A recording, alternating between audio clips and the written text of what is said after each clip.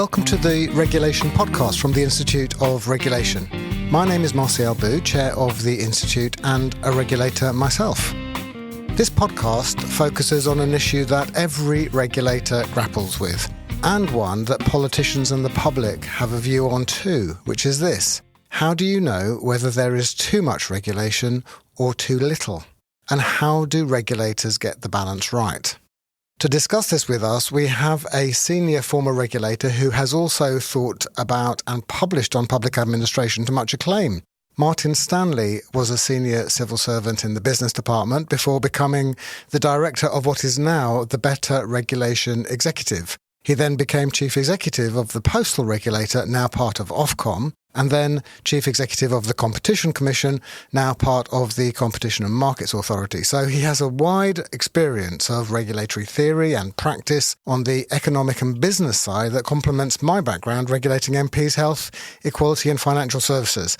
But Martin may now be best known for his widely read publication, How to be a Civil Servant, now in its 5th edition. He has published a very handy introduction to regulation too. Martin, welcome. Thank you. It's great to be here. Subject dear to my heart. Excellent. Well, thank you for joining us. Now, I introduced the topic of today's podcast as getting the balance right between too much and too little regulation. You'll accept, I'm sure, that assessing too much or too little of anything involves judgment as well as objectivity. And it involves politics. Governments of all colours bemoan too much regulation until the moment when something goes wrong, when they may introduce new rules and new regulators. This Labour government, for example, is keen that regulation promotes growth, and ministers have spoken in favour of deregulation. And at the same time, they're legislating for a football regulator, new building safety regulations, and the regulation of workers' rights. So before we get into the substance of the issues, Martin, what's your view overall on getting the balance right between too much and too little regulation? First thing to say is it is extremely difficult. I mean, the list you've just gone through contains several examples of how hard it is to get the balance right, either politically or within any one regulator. I don't think there's any golden rules. One thing we might come back to is maybe don't try and shift the balance too much, because people do get used to the current state of affairs, and there's a cost in moving away from where you are now. Okay, so that's interesting right from the off. So one of the factors that we will need to be thinking about now is not only in the abstract, as it were, is there too much or too little, but where are you starting from? What's the current state of play? Because that will matter to those being regulated. Exactly. Good. Okay, so I mentioned in the introduction something about your regulatory background, and one of your key contributions to regulation was opening the postal market to competition and regulation. So can you just start off by telling us briefly how you did that and what lessons there might be for the topic of our discussion today? Yeah. Well, it's quite a long time ago now, but back in the day, there was no competition for your mail. The Royal Mail was state-owned, a monopoly, and everything it did was controlled by ministers. But it was facing obviously going to face a lot of competition from the internet, which is developing very rapidly, email and that sort of thing. And it was very clearly an inefficient organisation, not providing a very good service. So to cut a long story short, we decided that the best thing for it was to actually make it compete with private sector operators. We didn't think private sector would get a huge share of the market, and when we look today, they haven't. But it would sharpen up Royal Mail's performance. Now, that caused a huge fuss. It's got a very strong union, very nervous politicians. But I think looking back on it, we stuck to our guns. We did really effective consultation. We talked to everybody we could. We explained what we were doing all the time, and we got through to the other end. So an interesting example, if you like, of a regulator being both sensible and brave and not backing down. The other thing I remember very clearly from that was we were absolutely determined that the public should retain faith in the postal services. We couldn't have companies coming in and losing mail and generally providing a service quality which was abysmal. And we couldn't have unlicensed operators, because as soon as you start licensing competitors, you find other companies saying, "Oh, we'll move in and we won't bother actually getting proper licenses and doing the thing properly." And the first company that we saw operating without a license, we moved very quickly, prosecuted them, prosecuted the director, prosecuted the wife. It was it was very obvious to the industry what we were doing because we made it obvious. And my goodness, that stopped any further problem in that area. And the other thing we did was we threatened to prosecute a load of kids because the new operators were very tempted to get students to deliver their mail for them.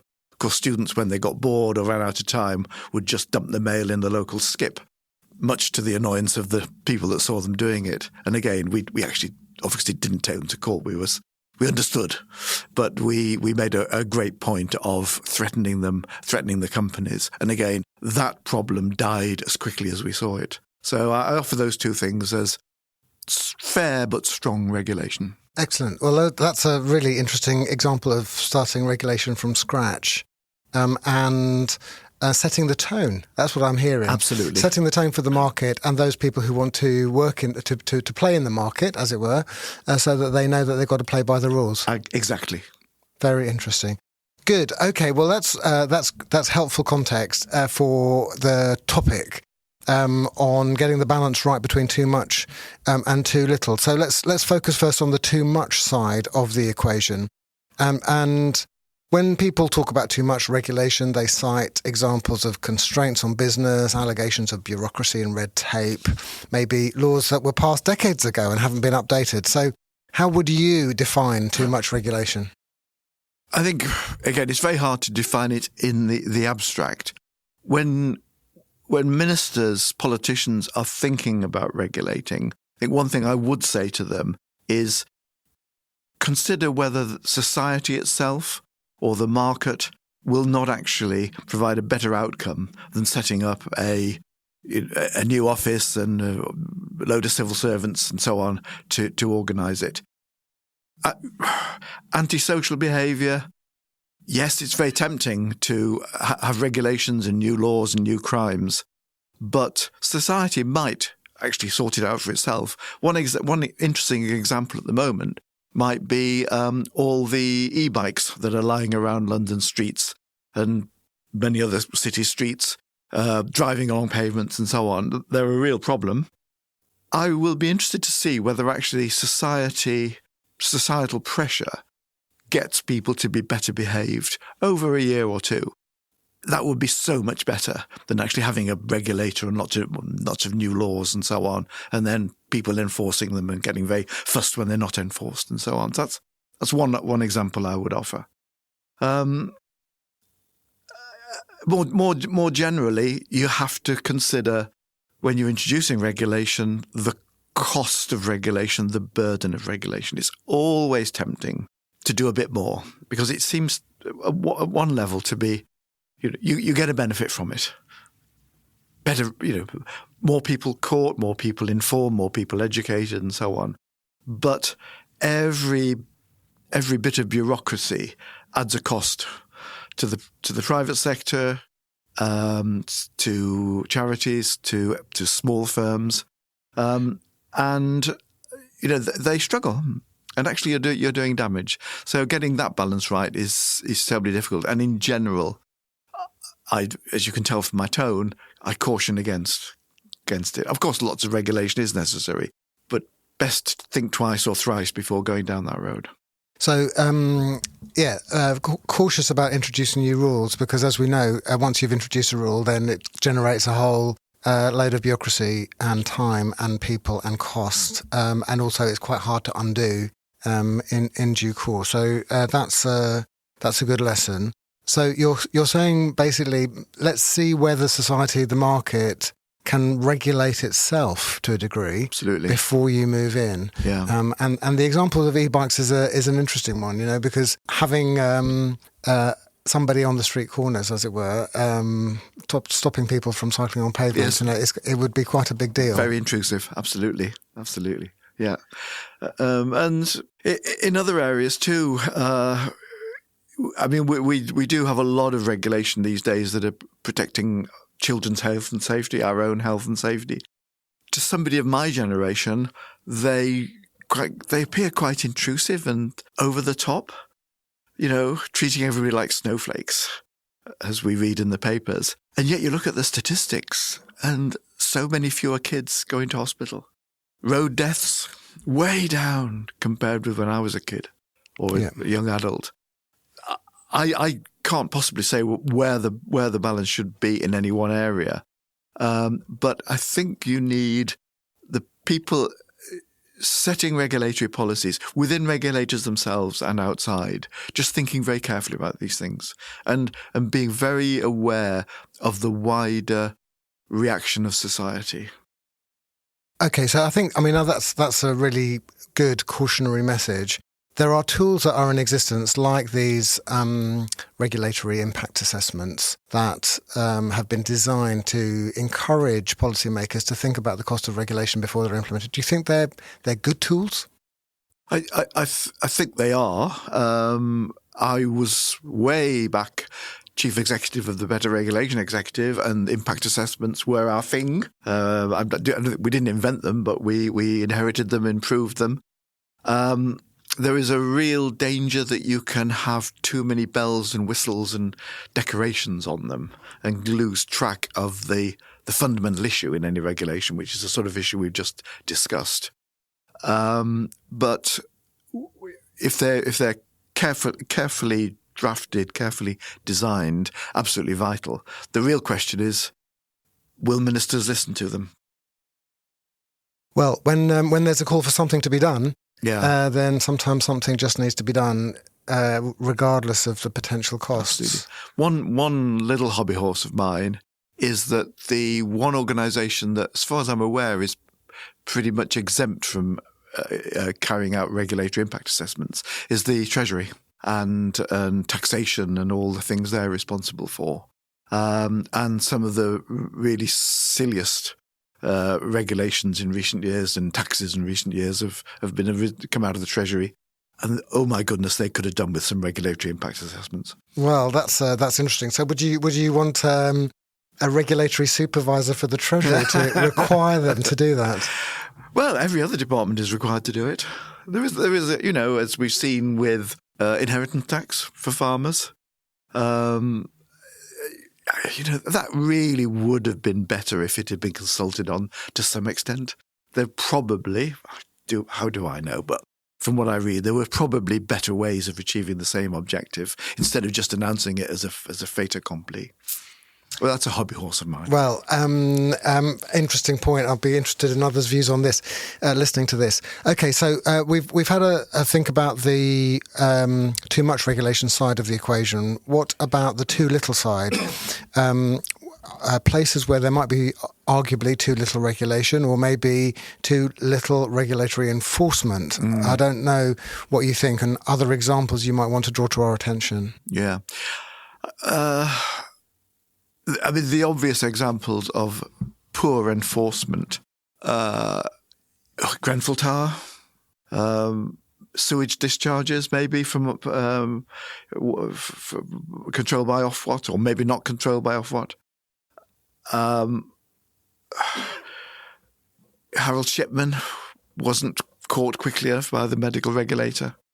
So there's all those. There is a sense, I think, that regulators can be nervous about moving in quickly where there is a problem.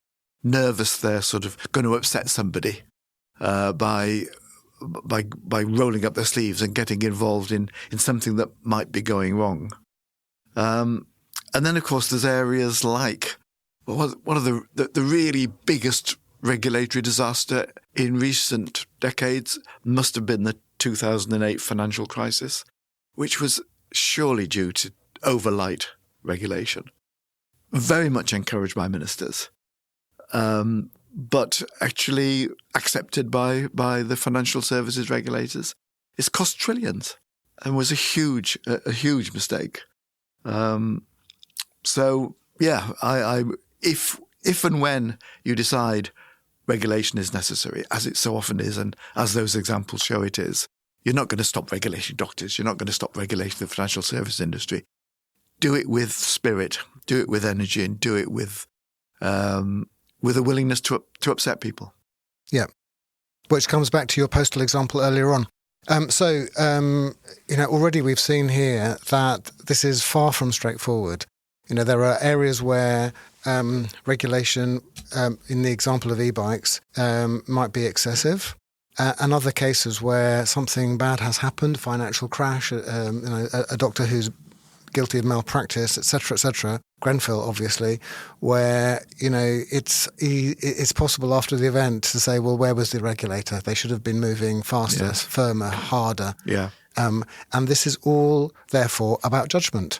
And it feels a little bit that there's a kind of constantly moving regulatory landscapes with economic and social and technological changes taking place in the community, and the rules and the regulators are always trying to catch up. Either they're a little bit slow and they need to be moving faster, or they're moving in a way that was appropriate a few years ago, but society has changed and they need to back off. Yes. So how do regulators get, not just regulators, but policymakers too, how do they get that balance right? What do they do? Extremely difficult. I think listen and respond to criticism would be one thing. If you, there have been big problems, haven't there, in sort of the gas and electricity energy markets with companies going bust. Now, that problem was highlighted by private eye frequently, regularly, and for a long period before Ofcom did anything about it. So, I think they could have maybe, I don't know, I wasn't there, but from the outside, it doesn't half look as if they actually should have thought, maybe there is something in that criticism. Maybe we should do something. Another example which comes to mind is Ofsted and teachers and schools. Again, teachers, a majority, I think, of teachers were very unhappy with Ofsted. They didn't like being inspected. They felt the inspections were carried out in the wrong way. The way their schools were divided into one word segments didn't feel right. Now, I just got the impression, and I may be wrong, but within Ofsted there was just a feeling of they would say that, wouldn't they? And yet, a lot of very intelligent commentators were saying, actually, you can trust teachers a bit more. You can enter into discussions with teachers at the schools. It's too much of an outside body coming in, doing a quick inspection and walking out again. Now, all these things, I didn't work in Ofsted, I didn't work in Ofgem, I may be wrong, but from outside they did look to me as if the regulators were maybe too defensive. Yeah. So I imagine that those people listening from organisations like Ofgem and Ofsted will, there'll be a natural reaction for all of us when, facing that kind of criticism to be a bit defensive and say, well, but this has worked. And they, as you say, they would say, well, that wouldn't they? Or that we're just working to the legislation that was passed in 1986 or whenever it happened to be, or this is what ministers want, and to find all kinds. So how can the system become more responsive? Because that's the key here. There are lots and lots of well-meaning, thoughtful people who are working in regulators and in policy departments who want regulation to work, want it to be agile. Absolutely. What kind of things can we do collectively as a system to make sure that old regulations get removed, that we are responsive to criticism in an appropriate way, etc., etc.? I think it's a very difficult question, first of all. I would sort of respond in two ways. First of all, seriously review every so often what's happening. Boards, together with their senior executives, can sit down, maybe once a year and say, well, have we got the balance right? I don't think we ever did it. Postcom, to be honest. CMA, where I worked, was a different sort of organisation. We were given cases and just told to get on with them. But again, going back to that postal example, we were brought up short, quite shocked, when we went to a select committee hearing. Very nervous about the fact we were introducing competition. MPs, lots of letters, pressure from the unions and so on. And we were very proud of the fact we were keeping prices down and the competition was going to be good and all that. And then suddenly the committee turned to the fact that, well, you say, the Royal Mail should deliver, I can't remember the figure, 92.5% of first-class mail next day. What's the actual figure? I think it was 85%. And they said, shouldn't you be worried about that? Oh, my goodness, it brought us up short because actually we were so focused on price and we'd missed this other, I mean, I'm exaggerating a bit for effect, but to a certain extent, we were less interested in what was terribly important to the person sending a letter. Is it going to arrive on time? So I think that, so I'm bringing together two things. Review, maybe with outside help, get somebody from outside saying, hey guys, here's a list of things. Are you satisfied you're independent enough? Have you got the balance right? Do you enforce quickly enough or too quickly? Do you have the right relations with your regulated bodies and the people who work in them? Too soft, too hard? Just review it every so often. But also consult. Be aware that criticism from outside may actually be appropriate. There may be a message hidden there. Maybe not the message that's being broadcast by the media or the lobby groups, but there might be a message hidden there which you ought to take notice of. Very interesting. And one of the things that I've found through working with the Institute of Regulation and regulators in the UK is that this kind of cross-sector forum can help regulators to see new ways of doing things. Absolutely. And that there are techniques for dealing with fitness to practice or price competition that other regulators have come up with, which is great to have a forum to talk about. And I know that the Professional Standards Authority for Health and Social Care, for example, encourages the regulators that it oversees to be agile. And they've got a methodology for making that happen through its so-called right touch regulation approach, which we've heard about in this podcast before. So there are models out there that people can have a look at. But having that independent voice, maybe bringing somebody in to just review your own regulatory approach from time to time, I think is a good thing to do. And maybe also just to be a bit humble. And to recognise that things change over time and that your regulatory approach, which might have been fit for purpose 10 years ago, is no longer fit for purpose. Absolutely.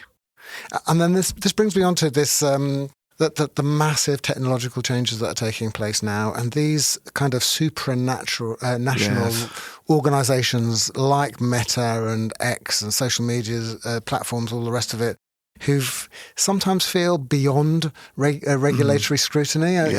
How do we keep up to date with that kind of development? Again, it must be really challenging to work in Ofcom, for instance, at the moment, with Musk and Zuckerberg and so on, backed up by Mr. Trump. My goodness, they're going to have some interesting conversations over the next few months. I guess, as you can tell from what I've said already, I would say to them, if you're sure you're right, if you're sure you are doing what is necessary to defend children, to stop the harm that you were set up to harm, to stop, be brave. Stick up for yourselves. Be clear to ministers that you're doing so. If ministers want to change the law or send you a very clear message, let them do so. That's for politicians to decide. But you've got your legislation. You've got your marching orders, politely listening, explaining, but stick to your guns. Great. Okay. So, no easy answers. Absolutely I think is the summary of the debate. And there are risks both of too much and too little regulation. Society evolves, the economy evolves, technology evolves, and regulators need to stay up to date, need to stay agile, but doing that within a legislative framework, within ministerial direction, it's all tricky stuff, isn't it? It is.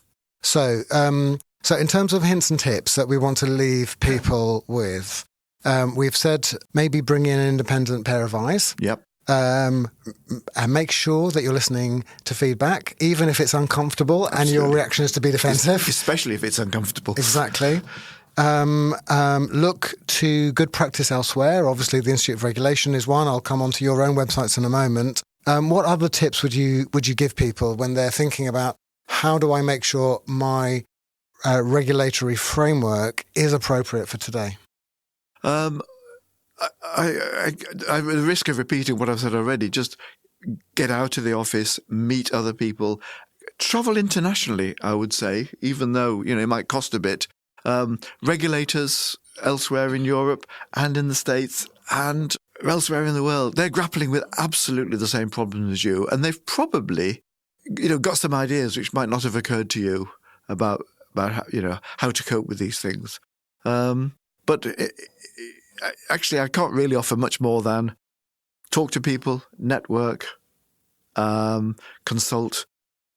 Be prepared to accept that where you're at the moment isn't where you want to be next year or the year after, and be prepared to change it. There's nothing wrong with accepting that your present model isn't quite right because the world has changed. Yeah, very, very wise. And the reference to international partners, I think, is a really good one because pretty much everything that we regulate in the UK is regulated somewhere else as well. In fact, pretty much everywhere else. Yeah. There's a great marine regulator in New Zealand, for example, and so on in other countries. The Netherlands, Australia, I know, are leading the way in many areas of regulatory practice. So that's great. That's a great advert too. So. Are there any final words on this difficult balance that regulators need to strike between too much or too little regulation? Only to wish people luck. I think the regulatory world is enormously more difficult now than it was, frankly, when I was regulating. But I think the basic approaches that have worked over many years, back since regulations of the modern sort reared its ugly head in the 1980s. Regulators have continued to learn from experience, from those that have went before, but also from what's happening around them now. As long as they continue to do that, they'll be fine. Good luck. But do use mechanisms such as the Institute of Regulation, great ways of just getting out of your bubble. Fantastic. Well, that reference to regulation raising its ugly head, I hope that all of those listening will have some kind of sympathy with the challenges that you grappled with when you were working in the regulators and indeed today. So thank you very much, Martin. It's been a great and important topic to talk about with lots to learn. And if you want to find out more, those of you listening to Martin Stanley's thinking, including on regulation, you can follow his Substack, UK Civil Servant, or check out his website, one of which is at www.regulation.org.uk, which is a very good IP address to have. Thanks also to our sound engineer, Neil Bowerman of Bowerman Audio Productions, and I hope that you found this discussion interesting. If you have, do let your colleagues know about it and tune in to future episodes where we will discuss other issues of interest to regulators, and you can find other material and events relevant to regulation at the Institute of Regulation's website, ioregulation.org. Thanks finally for listening to me, Martial Bou, at the Regulation Podcast. Good luck with your own regulatory challenges, and do stay in touch with each other and with the Institute to help UK regulation become the best it can. Goodbye.